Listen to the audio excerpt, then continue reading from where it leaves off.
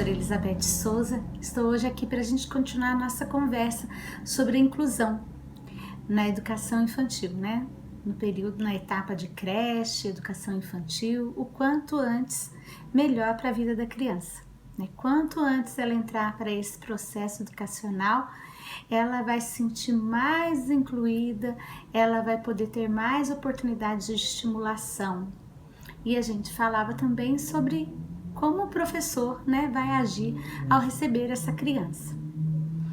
Um dos pontos que eu gosto de destacar é que o professor, a escola, a creche, né, receba essa criança de braços abertos, sem colocar limites àquilo que ela pode fazer. O que é isso, Beth? O que é não colocar limite? Vou deixar ela fazer o que ela quiser? Não vou deixar ela fazer o que ela quiser. Não é esse limite, não é disciplina, não é comportamento que a gente está falando nesse sentido. A gente está colocando que eu não posso colocar limite no aprendizado dela e ofertar menos do que ela merece. Ela merece o mesmo direito que todas as crianças têm.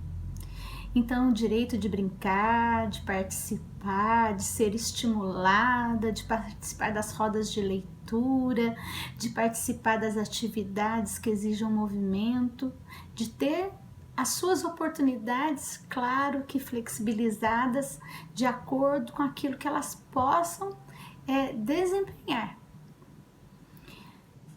Eu, há alguns anos atrás, decidi com uns projetos que a gente estava trabalhando, fazer uma excursão.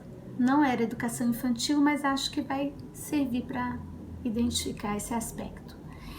E nas minhas duas turmas eu tinha alunos com dificuldade motora, mobilidade reduzida.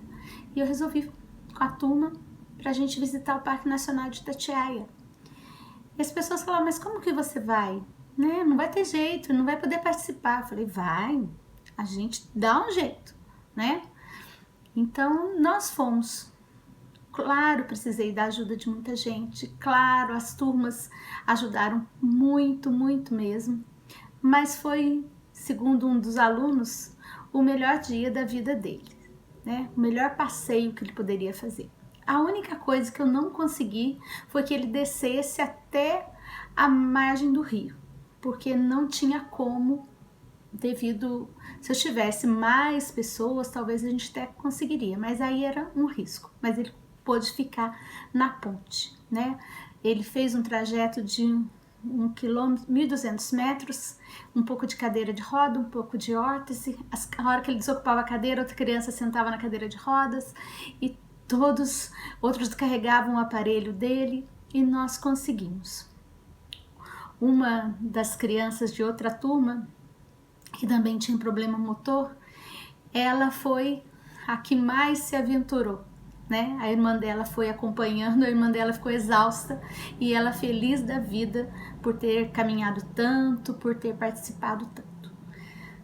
Talvez as pessoas, ao olharem para as minhas duas turmas, tivessem pensado, não há possibilidade dela fazer esse passeio. Se ela fizer, ela não vai levar essas crianças. E eles foram aqueles que mais participaram. Então, eu tenho comigo e tenho transmitido isso. Não coloca limite, né? Outra situação é a gente achar que a pessoa, ela é daquele jeito e ela não terá capacidade de mudar, né? Às vezes a gente fala de ter um pensamento mais flexível, mas o professor não consegue, né? Tem essa dificuldade. Então, é a gente deixar o nosso pensamento se flexibilizar também. A criança tem autismo, ela se isola. Eu vou deixar ela isolada para sempre? Não. Eu vou me aproximar, eu vou chegar a essa criança, eu vou respeitar os momentos que ela precisa ficar só, mas eu vou trazendo-a para o grupo, né? Pouco a pouco, de maneira dócil, afetiva, né? Não criando um isolamento maior. Em alguns casos também eu escuto falar, mas é hiperativo, não para, né? Eu acho que nenhuma criança estando sadia para. Elas estão sempre fazendo, nem que for para balançar o pezinho, mas alguma coisa elas estarão fazendo. Minha sogra disse, se tiver quieto vai ver, porque está aprontando também. Então, é a gente focar nisso, receber a escola, receber as crianças de braços abertos. Eu não colocar o limite àquilo que é oferecido como oportunidade para as crianças, em todos os momentos. E eu não pensar que a criança é daquela maneira, ela está tendo aquela atitude vai perdurar para sempre, né? Tudo é feito com dosagem e docilidade, mas a gente consegue trazer essa criança. E as oportunidades, que são essas oportunidades que você fala? Todas as atividades do período da etapa da creche, a etapa de educação infantil e as demais que se seguem na vida, tudo é oportunidade. Cada dia é oportunidade de vários tipos de aprendizado. Às vezes nós menosprezamos as situações de cantigas de roda, de brincadeiras folclóricas, de trabalhar com massinha, de dramatizar uma situação, e a gente acha que isso não faz diferença no desenvolvimento cognitivo da criança, no desenvolvimento motor da criança, na fala, e pelo contrário.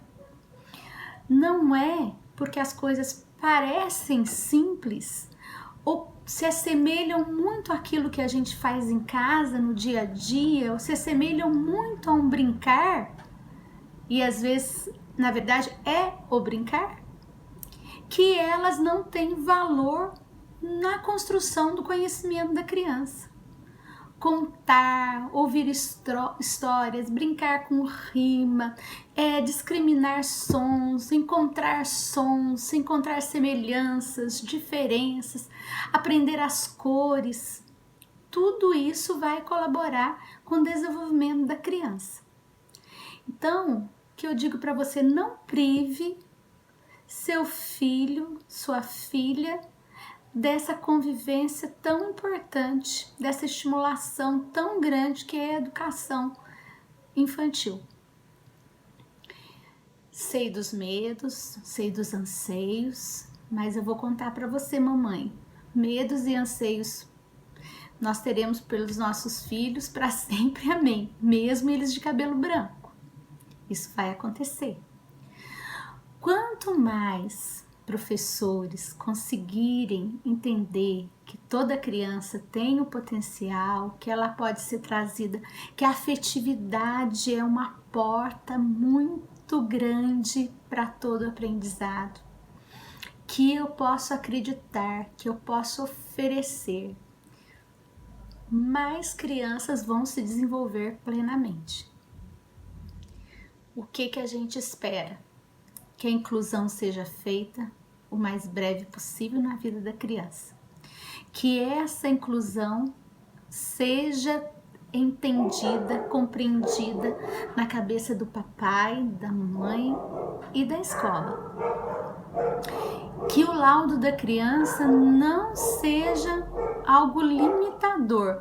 Ele é um ponto de partida, muitas vezes, para você compreender essa criança e compreender as suas ações, né?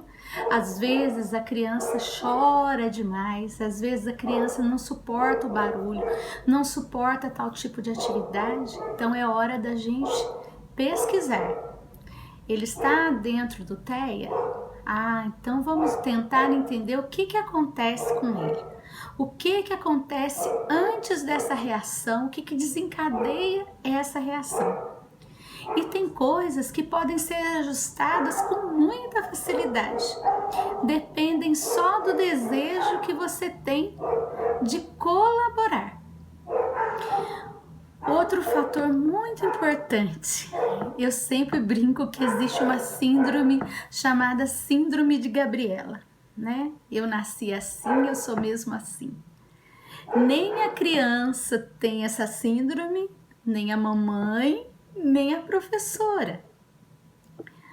Nós todos passamos por transformações e nós todos podemos mudar, podemos aprender. sozinhos? Não. Precisamos da colaboração uns dos outros. Se nós tivermos sucesso, será o nosso sucesso. Se nós fracassarmos, será o nosso fracasso. Então, o que a gente busca é um trabalho conjunto. O que eu vou fazer, como eu vou ensinar, eu vou receber e vou dar passos sempre amparado pelo papai, pela mamãe, pela professora e pela própria criança, que acaba sendo para nós o maior mestre. Até mais, a gente volta a conversar.